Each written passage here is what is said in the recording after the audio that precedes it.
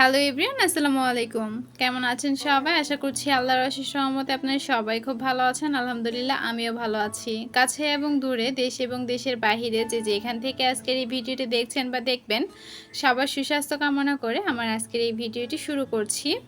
এই ভিডিওটা কিন্তু আমি সন্ধ্যা থেকে স্টার্ট করেছি। প্রায় ৭টার মতো বাজে। তো রান্নাঘরে এসেছি। আম্মুর হচ্ছে নাইট ডিউটি। তো যেহেতু ঈদের ছুটি শেষ, সবার কর্মব্যস্ততা শুরু হয়ে গেছে। এর মধ্যে আম্মু হচ্ছে অফিসে যাবে। তো ওনার জন্য হচ্ছে একটু চা বানাবো। রান্নাঘরে এসে দেখি রান্নাঘরের এই অবস্থা। তো ভাবলাম যে রান্নাঘরটা একটু ক্লিন করি। তারপরে হচ্ছে আম্মুকে চা বানায় দিব। সে কারণে হচ্ছে রান্নাঘরটা একটু ক্লিন করে নিচ্ছিলাম। দেখা যাচ্ছে সারাদিনই রান্নাঘরে টুকটাক কিছু না কিছু করতেই হয়। যার কারণে রান্নাঘরটা কিন্তু সবসময়ই কম বেশি নোংরা হয়ে থাকে। আর সবসময় দেখা যাচ্ছে যে হালকা পাতলা একটু মুছে নিতেই হয়। আর আমার এটা তো কাজ, রান্না করার আগে হচ্ছে আমি চুলা এবং কাউন্টার টপটা মুছে তারপরে হচ্ছে যে কোনো কিছুই রান্না করি না কেন সেটা করব। এদিকে হচ্ছে আমি রান্নাঘরটা ক্লিন করে নিই। সেই সাথে আমার সকল প্রিয় আপু ভাইয়াদের কাছে ভিডিও শুরুতেই ছোট্ট একটা অনুরোধ করে নিয়েছি, যারা ভিডিওতে এই পর্যন্ত আমার সঙ্গে আছেন কিন্তু একটা লাইক দিতে ভুলে গেছেন, প্লিজ একটা লাইক দিয়ে দিবেন। আপনি যদি আমার চ্যানেলে আজকে নতুন ভিজিট করে থাকেন, আমার চ্যানেলটি যদি সাবস্ক্রাইব করা না থাকে, চাইলে আমার চ্যানেলটি সাবস্ক্রাইব করে পাশে থাকা বেল অপশনটি প্রেস করে অল অপশনটি সিলেক্ট করে দিতে পারেন। এতে করে আমি যখনই ভিডিও আপলোড করব নোটিফিকেশন পৌঁছে যাবে আপনার কাছে, আর আপনি আপনার সময় সুযোগ করে কিন্তু দেখে নিতে পারবেন। আর সবার কাছে একটু সরি চেয়ে নিচ্ছি, দিনের বেলা যেহেতু ভয়েস দিয়েছি, যার কারণে হচ্ছে ভয়েসের আপনারা অনেক নয়েজ শুনতে পাবেন। এগুলো একটু ক্ষমা সুন্দর দৃষ্টিতে দেখবেন। আমার যেহেতু পাখি আছে, তো পাখিগুলো একটু কিচিরমিচির করেই থাকে। তো আপনারা থাম্বনেল এবং টাইটেল দেখে হয়তোবা অনেকেই ভিডিওতে ক্লিক করেছেন। হ্যাঁ, আজকে এই বিষয় নিয়ে আমি কথা বলবো। তো এর আগে আমি কয়েকটা ভিডিও পোস্ট করেছি, আপনারা অনেকেই দেখেছেন।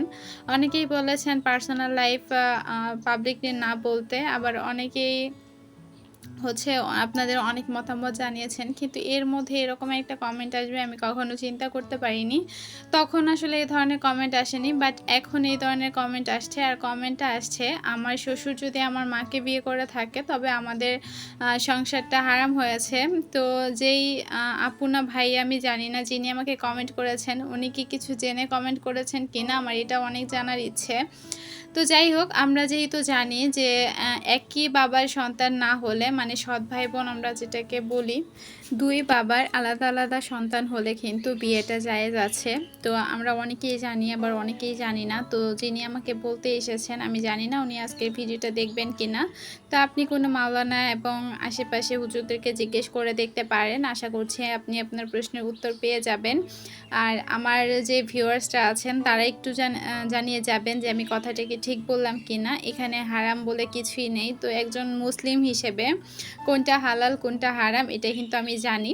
তো কাজ করতে করতে একটা দুর্ঘটনা ঘটেই গিয়েছে, দেখেছেন আমার অয়েল জারটা পড়ে ভেঙে গেছে। আসলে র্যাকটা আমি সরাতে চেয়েছিলাম, অন্য পাশে রাখতে চেয়েছিলাম, তো এর মধ্যে হচ্ছে উপর থেকে পড়ে ভেঙে গেছে। তো আমি সেটা হচ্ছে একটু পরিষ্কার করে এখন চাটা হয়ে গেছে। আর চাটা কিন্তু বসিয়ে দিয়েই আমি হচ্ছে কাচের টুকরোগুলো পরিষ্কার করে নিয়েছি। আর এখন হচ্ছে চাগুলা ঢেলে নিচ্ছি। তো আমার কথায় আসলে কেউ কিছু মনে করবেন না। আমি আসলে জাস্ট আপনাদেরকে বোঝানোর জন্যই কথাগুলো বলেছি, যারা এই ধরনের কমেন্ট করতেছেন। আশা করি একজনকে বলার আগে সব কিছু জেনে বুঝে তারপর বলবেন। আপনার একটা কমেন্টের কারণে কিন্তু অনেক বেশি এফেক্ট পড়তে পারে একটা মানুষের জীবনে। তো ভাইয়াটা বা আপুটা যিনি কমেন্ট করেন না কেন, উনি খারাপ কমেন্ট করেনি, উনি জাস্ট ওনার মতামতটা জানিয়েছে। আর আমি আমার মতামতটা আপনাদের সাথে শেয়ার করলাম। এটা হালাল না হারাম এটা একমাত্র উপরওয়ালা জানে, আমি আপনি তারা কেউ জানি না। তবে হাদিসে যেটা পেয়ে এসেছে সেই কারণে আমার মনে হয় যে এটা হালাল।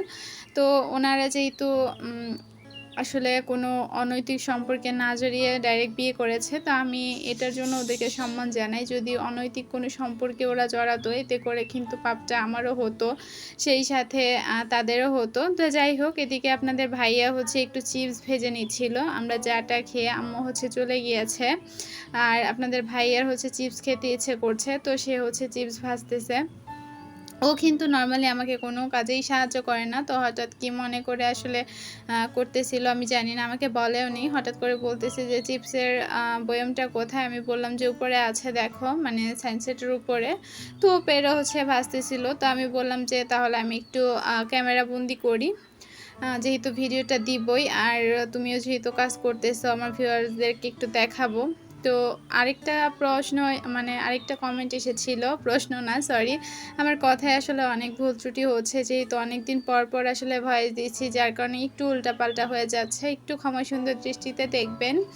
আমি নাকি আমার মা এবং হাজব্যান্ডের বদনাম করে ভাইরাল হতে চাচ্ছি। ভাইরালের এ যুগে কে না ভাইরাল হতে যায়, আর যিনি এ ধরনের কমেন্ট করতেছেন তারও একটা চ্যানেল আছে। তো আমি কি ধরে নিব আপনি হচ্ছে এরকম কমেন্ট করে আপনিও ভাইরাল হতে চাচ্ছেন?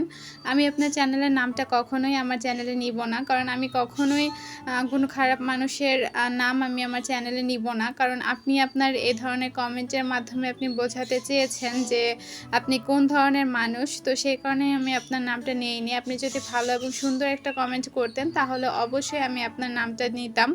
ওই আপুটা অনেক বড় করে একটা কমেন্ট করেছিল, লাস্টে উনি আমাকে বলেছে আমাকে নাকি বুঝাইছে। তো ওই যে আমরা কথায় বলি না যে গরু মেরে হচ্ছে সরি জুতা মেরে গরু দান, তো এরকম অবস্থা হচ্ছে ওনার কমেন্টের ক্ষেত্রে। তো পরে কমেন্টে আমি হাসতেছিলাম আর আমার ইউটিউবে একটা আপু আছে তাকে আমি শেয়ার করেছিলাম যে আপু এরকম এরকম উনি আমাকে এরকম কথা বলতেছে। তো লাস্টে ওই আপুটাও বলেছে যে জুতা মেরে গরু দান, তো ব্যাপারটা এরকম হয়ে গেছে।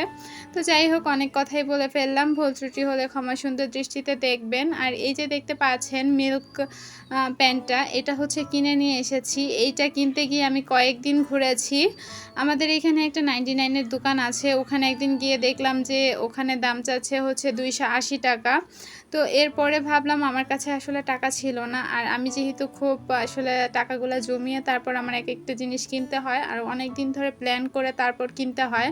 তো গত 6 মাস হচ্ছে আমি এটার পিছনে ঘুরতেছিলাম, কিন্তু 250 টাকা আমি জোগাড় করতে পারিনি, এমন একটা অবস্থা আমার। তো অবশেষে কিনেই নিয়ে এসেছি। তো আপনাদের ভাইয়ের সাথে গিয়েছিলাম তো অনেক কষ্টে। তারপর হচ্ছে যেইগুলো আমি দেখেছিলাম সবগুলো আসলে টপারের ছিল, আর টপারের যেগুলো ছিল এগুলোর প্রাইস কিন্তু অনেক বেশি ছিল। তো আমি ভাবলাম যে 1-2 বার চা খাবো, এত দামিগুলো নিয়ে কি করব। তো এই মিল্ক পটটা যেখান থেকে এনেছি ওই দোকানের একটা আঙ্কেল প্রথম দিন দাম চেয়েছিল হচ্ছে 380 টাকা। তো এরপরে হচ্ছে আবার একদিন যাই, তখন উনি বলে যে এটা নাকি 280 টাকা। তো পরে ভাবলাম যে যেহেতু কম বলছে তো নিয়েই নেই। পরে অনেক কষ্ট করে 250 টাকা দিয়ে হচ্ছে প্যান্টটা এনেছি। তো আপনারা বলবেন যে কেমন হয়েছে, আসলে ঠকে গিয়েছি না লাভ হয়েছে, এটা একটু জানাবেন, যেহেতু আমার এই বিষয়ে কোনো অভিজ্ঞতা নেই। সংসারে কম বেশি এইসব কেনাকাটা আমি এখনও করি না বা করতে পারিনি। ইনশাআল্লাহ সামনে আস্তে আস্তে সব কিছুই করব। তো মানুষ ইদানিং আসলে কি বলবো কিছুই বুঝে উঠতে পারছিলাম না। তো ভিডিওতে ভয়েস দিতে বসছি আর সম্পূর্ণ ভিডিওটা কিন্তু রাতেরই ছিল, আপনারা হয়তো বা দেখে বুঝতে পারছেন একটু অন্ধকার অন্ধকার ছিল। যেহেতু রিং লাইটের আলো আমি শুরুর দিকে বুঝতে পারিনি, আপনাদের ভাইয়া হচ্ছে পরে এসে দেখিয়ে দিয়েছে যে লাইটের পাওয়ার হচ্ছে বাড়ানো যায়, আমি সেটা কমিয়ে তারপর হচ্ছে ভিডিও করতেছিলাম। তো যাই হোক ভিডিও যখন করেই ফেলেছি আর কি করা যাবে। আর যেহেতু রুম থেকে সরাসরি হচ্ছে রিং লাইটের তারটা আমার রান্নাঘরে আসে না, তার কারণে একটু প্রবলেম হচ্ছিল। তো পরবর্তীতে আশা করছি সব কিছুই ঠিক হয়ে যাবে, আপনারা ইনশাআল্লাহ এখন থেকে আমার রেগুলারলি ব্লগ পাবেন।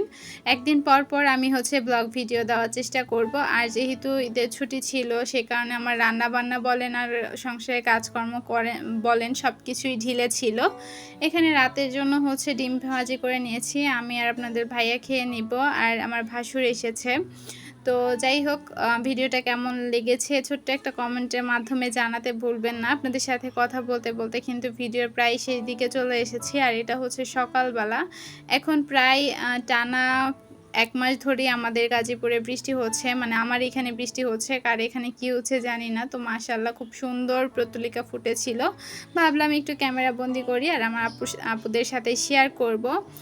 আর এখন থেকে ইনশাআল্লাহ একদিন পর পর আপনারা আমার ব্লগ পাবেন, চেষ্টা করব এখন থেকে কন্টিনিউ কাজ করার জন্য। আর আপনারা অনেকেই জানতে চেয়েছেন আমি ইউটিউব থেকে টাকা ইনকাম করি কিনা, এটা পরবর্তী ভিডিওতে অবশ্যই আপনাদের সাথে শেয়ার করে দিব যে আমি এখন আর্নিং করছি কিনা। আর এই যে দেখেন বেগুন গাছটাতে অপরাজিতা গাছগুলো জড়ায় কি একটা অবস্থা। তো ভুল করে দেখলে মনে হবে যে বেগুন গাছে অপরাজিতা ফুল ফুটেছে বা অপরাজিতা গাছে বেগুন ধরেছে, এরকম একটা অবস্থা। তো যাই হোক একটু ক্যামেরা বন্দি করেছি, সেই সাথে আজকে ভিডিওটা এখানেই শেষ করছি। সবাই ভালো থাকবেন, সুস্থ থাকবেন, আল্লাহ হাফিজ, আসসালামু আলাইকুম।